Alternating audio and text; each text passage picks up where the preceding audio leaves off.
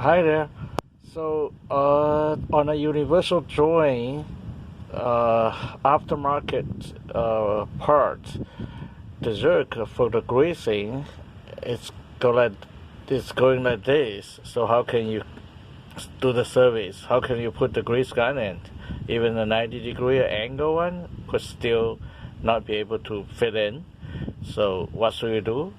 I think the best idea is just to change the jerk to an angle one, either a 90-degree or a 45-degree.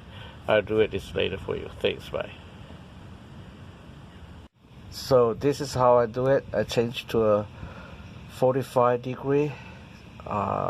So point it a little bit slightly to the shaft, but point it to the gap, so I can easily put the grease gun in, and then no matter what angle, I can use a 90-degree or I can use the straight one.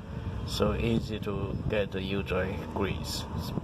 But you need to be a little bit patient to change the jerk, because there's no much room to do it. You just use a needle plier. I use a very little stubby box wrench, 8mm, to do it.